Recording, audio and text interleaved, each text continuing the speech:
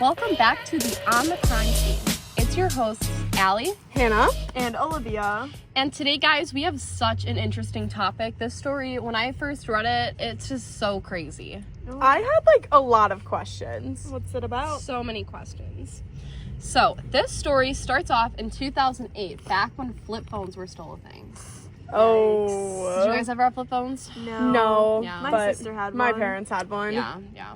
Yikes. Little before our time, I guess. So. Thank God. Okay. Well, Brandon was 19 years old. He's from Marshall, Minnesota. Okay. Which, by the way, this story is about him. Brandon Swanson, great guy. Great guy. Yes. He had graduated from Marshall High School in 2007. He then went on to Minnesota West Community and Technical College in Canby to study wind turbines. Okay, turbines. pretty interesting, I guess. I know. What a career. I think love that's that. a great... I love that. Yeah, I know. So, his classes ended on May 13th, 2008. Okay. Yep. Anyways, his past really isn't that important. What is important is what happened on May 14th, 2008. What happened? So, Brandon had finished up a very successful spring semester, and obviously that calls for getting drunk. No. I mean, maybe when you're 21, but Yeah. 19 Well, is not sounding Brandon didn't care about age. Wow. So Oh. he had finished up a successful spring semester, and he was feeling like quite the party animal. So Brandon did in fact go and get drunk. Of course. Oh. So, yeah. But this party took place at a friend's house in Canby, Minnesota.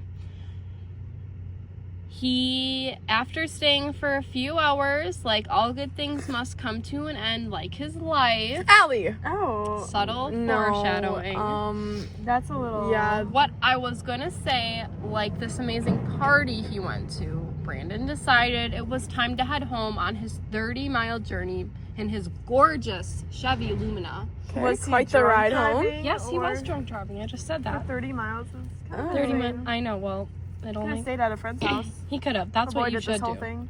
Yes, this Good. was definitely a preventable situation.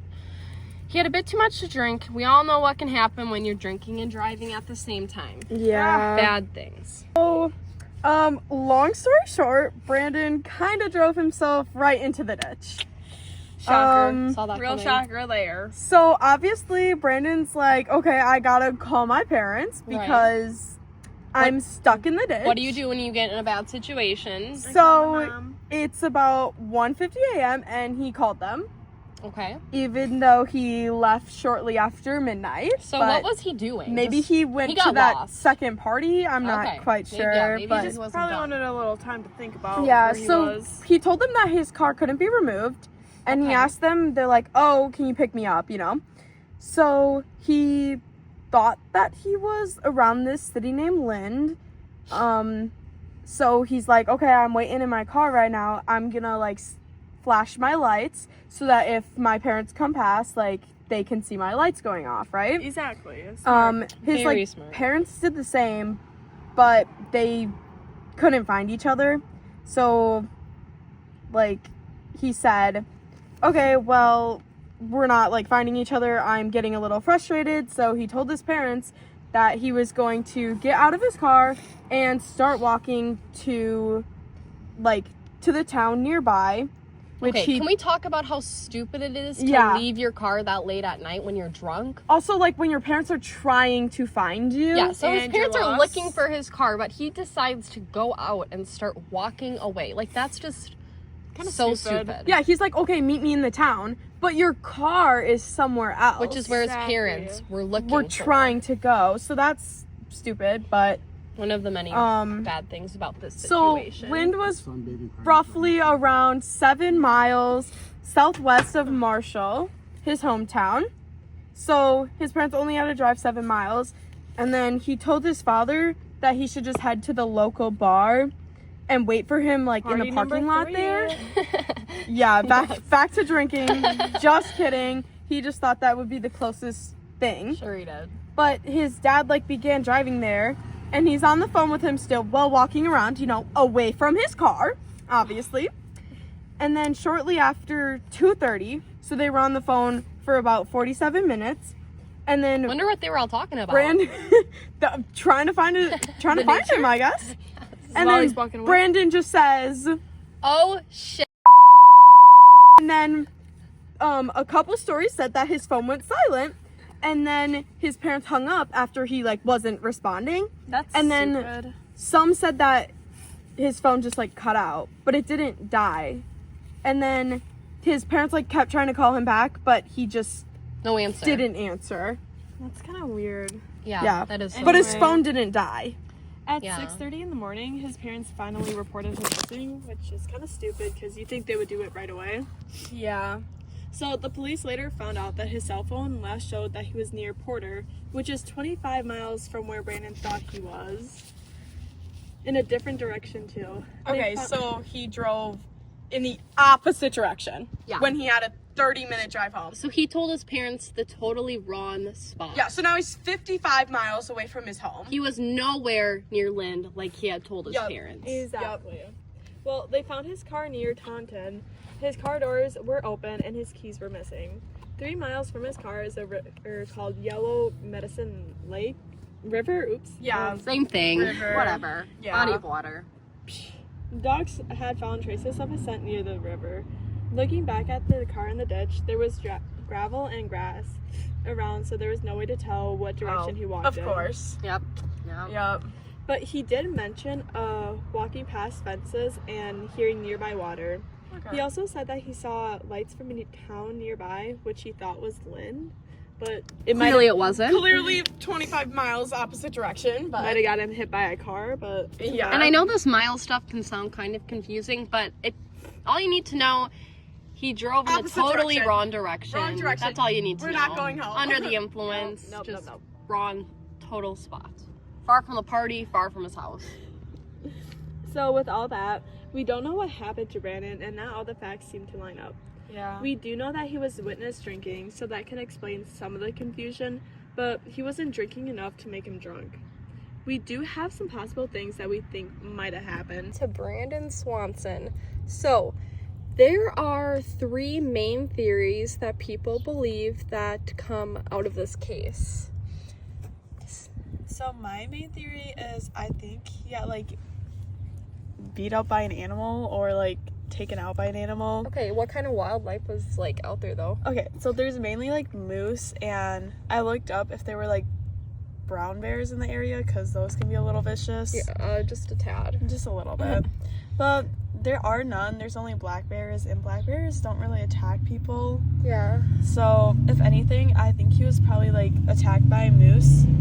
And yeah. Well, moose can be a little territorial little mean. when it comes to you getting in their area. So True. I mean, I think any animal if startled, would attack exactly. if they feel threatened. Exactly. Okay. Well, that's just my theory. Okay, I like that. Hannah, what do you think?